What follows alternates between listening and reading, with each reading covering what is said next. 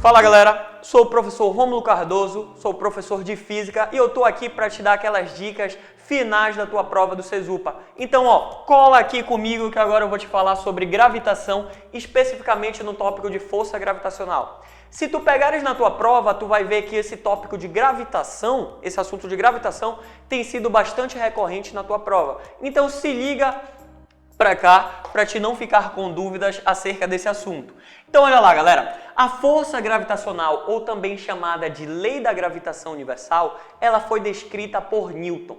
E essa lei de gravitação universal, ela fala acerca do quê? De corpos sendo atraídos por outros corpos, que matéria atrai matéria. Então essa lei de gravitação universal é uma lei de atração.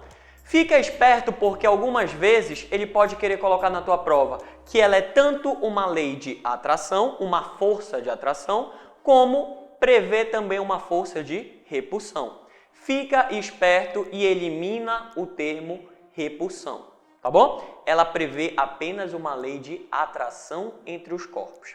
Então, para exemplificar isso daqui para vocês, nós temos dois corpos separados por uma distância d. Temos um corpo de massa maior e um outro corpo de massa menor. Então, se nós quisermos trazer isso para o nosso dia a dia, para o nosso sistema solar, podemos associar com Terra e Sol. Então, existe uma atração entre a Terra e o Sol. E o Sol está distanciado da Terra, tudo bem?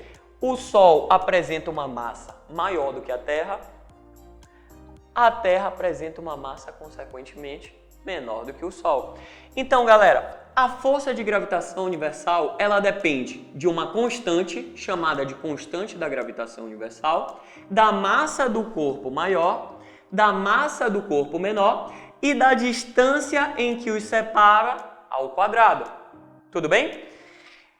Essa constante aqui equivale a um valor próximo de 6,67 vezes 10 a menos 11 newtons por metro quadrado sobre quilogramas quadrado.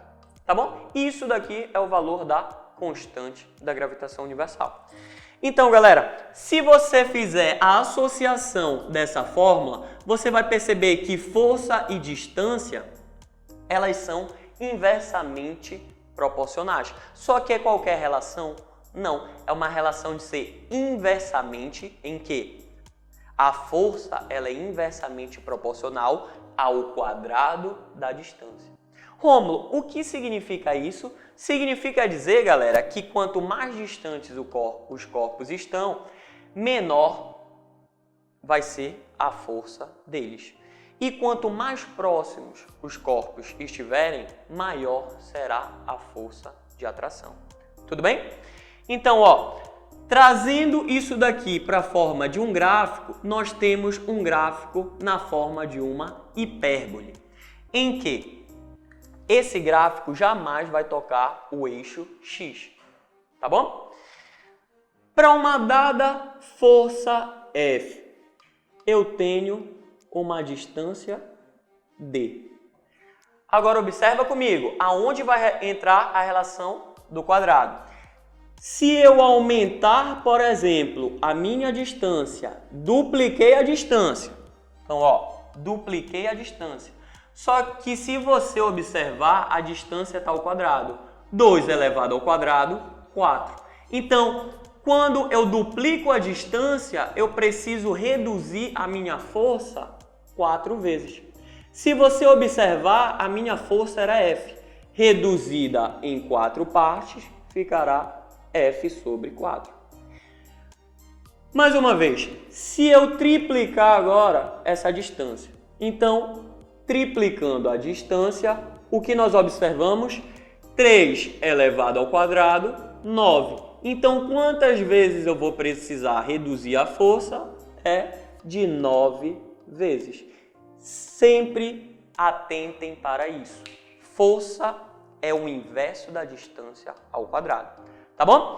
Então, Rômulo, se matéria atrai matéria, por que eu não percebo uma força de atração com os objetos ao meu redor?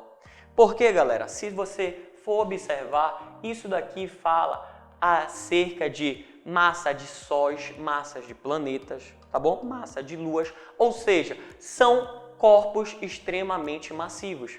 Se você considerar, por exemplo, a força de duas pessoas de 70 quilos separado por uma distância de 1 metro, seria uma força menor do que o peso de um simples grão de sal.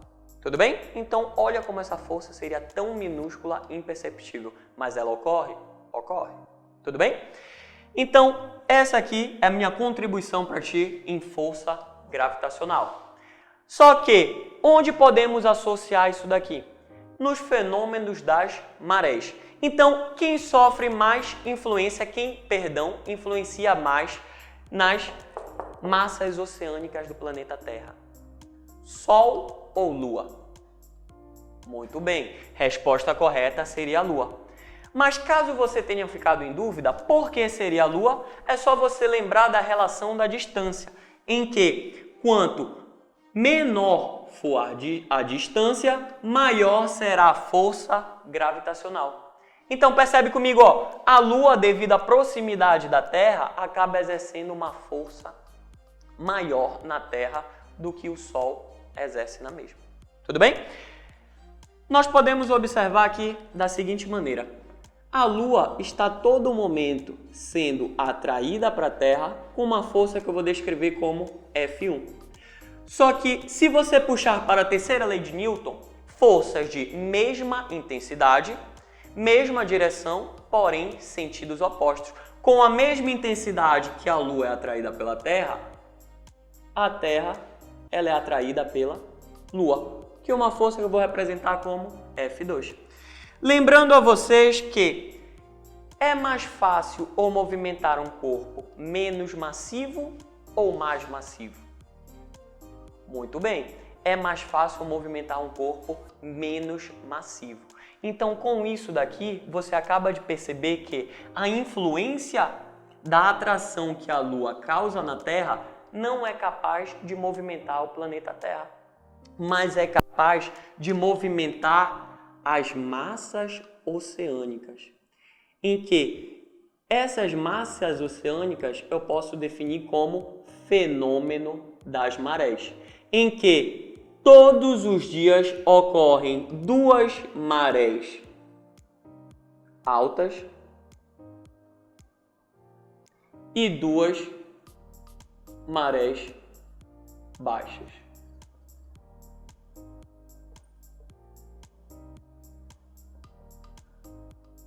Só recordando a vocês que o dia tem aproximadamente 24 horas. Ou seja, o intervalo entre marés altas e marés baixas oscilam em torno de 6 horas. Então, maré alta, maré baixa, maré alta, maré baixa, com um intervalo aproximadamente de 6 horas. Então, fiquem espertos para isso. Essa é a minha contribuição aqui em força gravitacional. Valeu, galera!